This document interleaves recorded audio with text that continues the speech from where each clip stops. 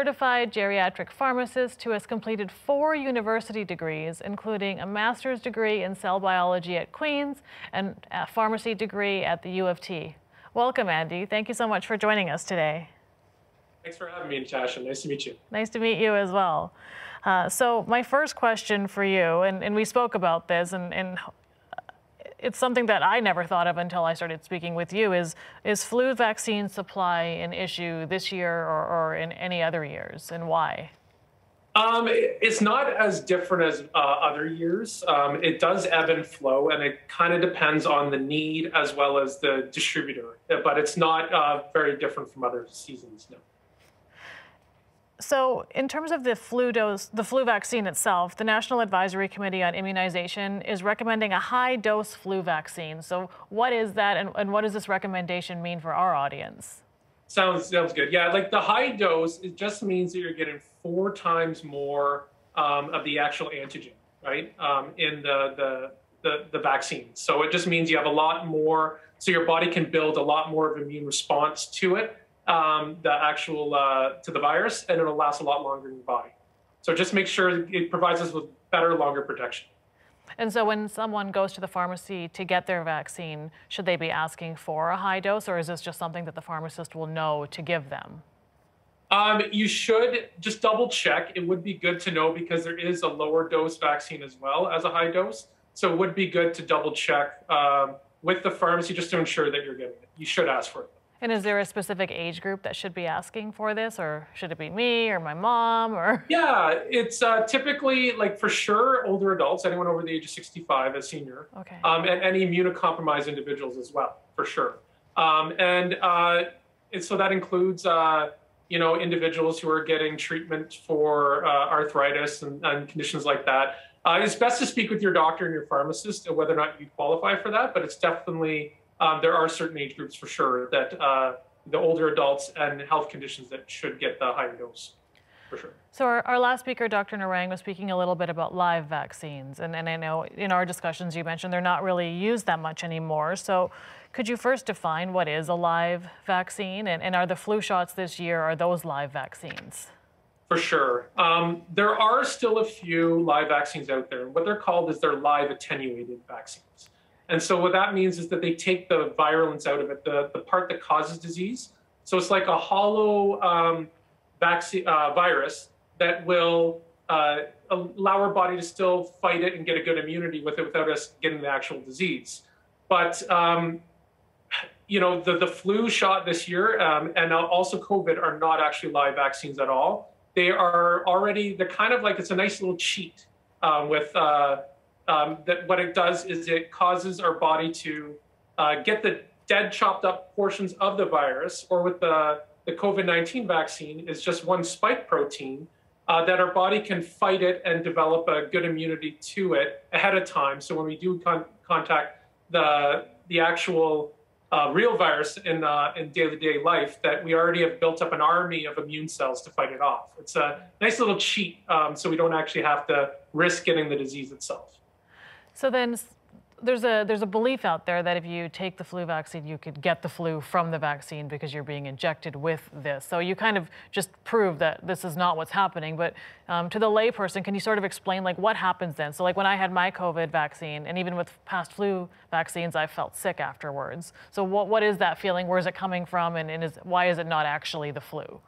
For sure. And this is why sometimes we've heard, like in pharmacy and practice, that some individuals say, I don't want to get the flu vaccine because it gave me the flu. Right. That is actually impossible. It doesn't actually give you the flu.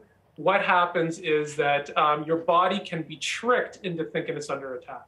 So our body is a natural defense mechanism. For instance, certain things like if we get a fever, that is our body turning our body temperature up a little bit, because what it does then, it helps to melt the proteins in the virus so our body can fight it and kill it quicker.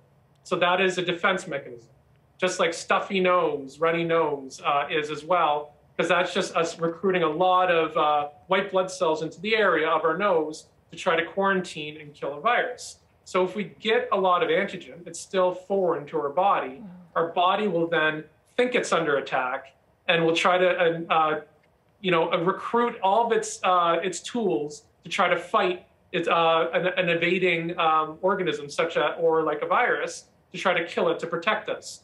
Right. So if you do get a fever, if you do get a runny nose and things like that after getting a shot, like the flu shot, you can still take Tylenol or Advil to help get rid of the fever, to treat your symptoms, because it's actually our body being fooled into thinking it's really in danger when it's not, really.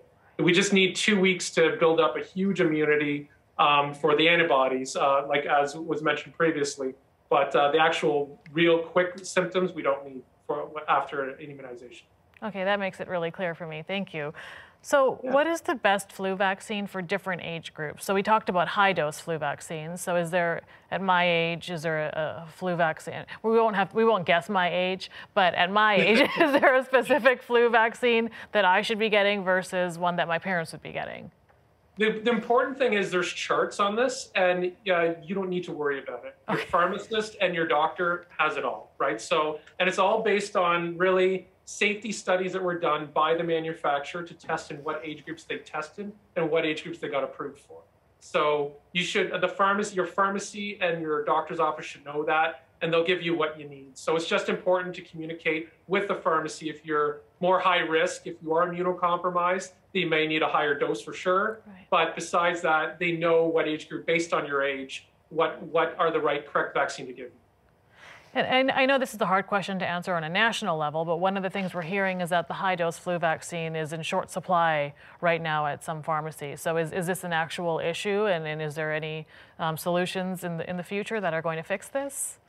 It's unfortunately been an issue every year. The high dose has always been quick to go out, and they're getting better. It's getting better than previous years, but it's good to follow up and to call ahead. Sometimes your pharmacy or your doctor to see if they have the high dose, to see just to double check ahead of time, right?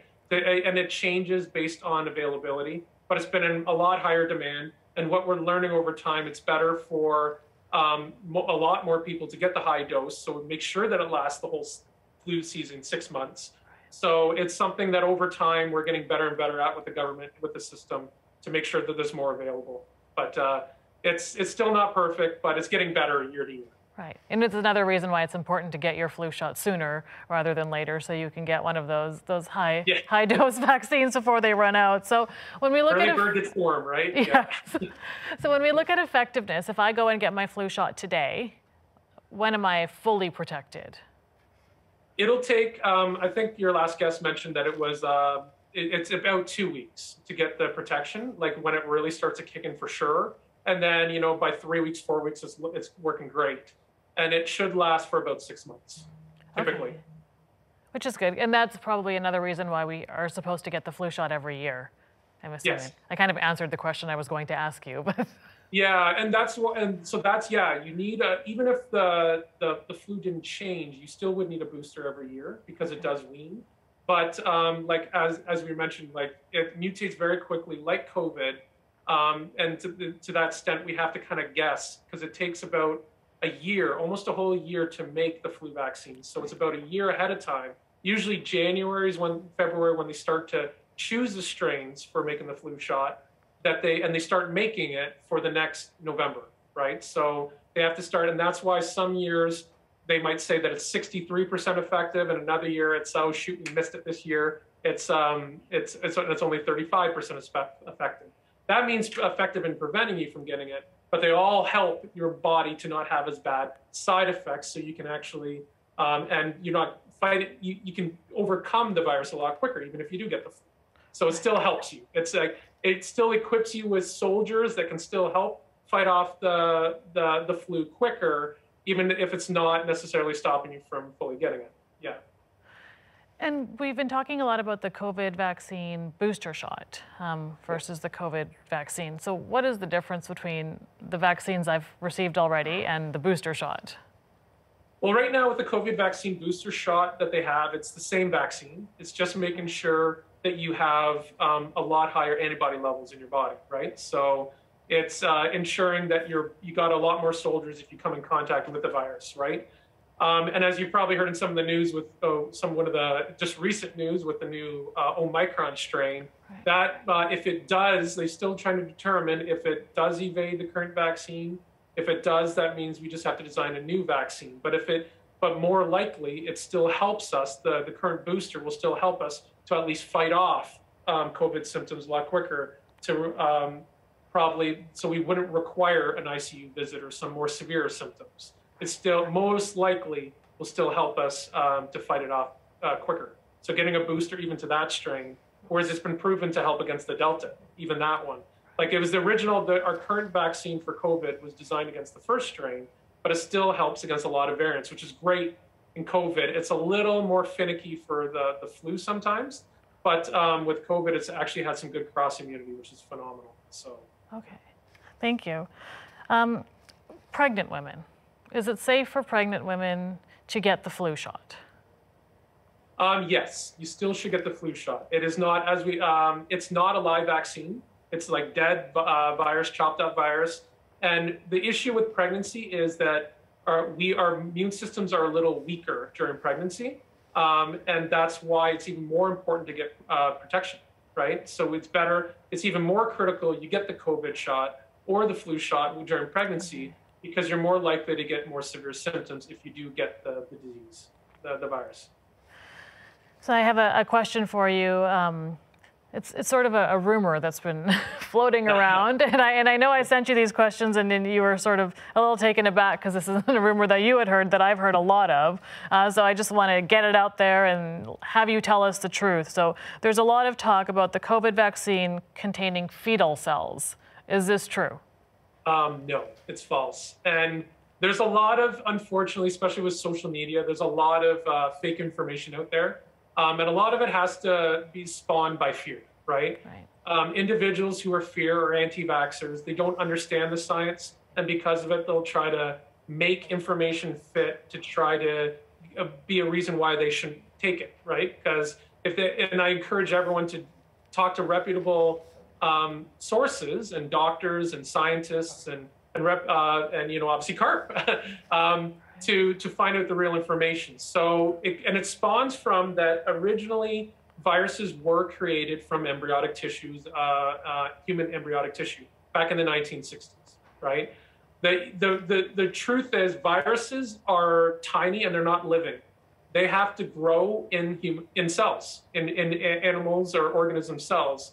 And the COVID virus is actually like a billionth the size of a human cell. So it's a tiny little balloon coming off the sun. It's ridiculously small. So they have to grow in like either bacteria or a human cell. You have to culture it, even to get the dead plasmids that our body would use to fight off these viruses.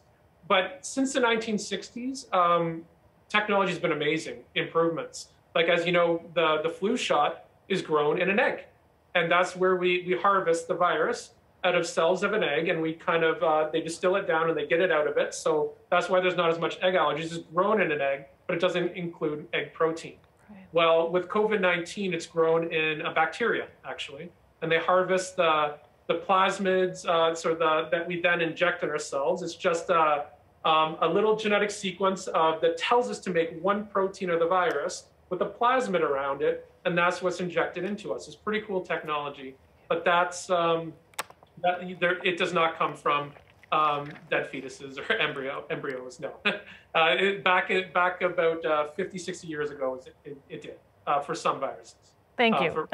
Thank you so much, because I needed to get that out there. So my last question for you is an audience question.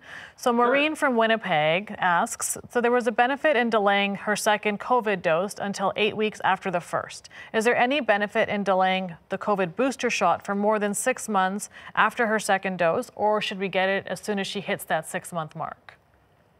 Well, that's where we need a little more information. They're not sharing us with all the information from these studies, unfortunately.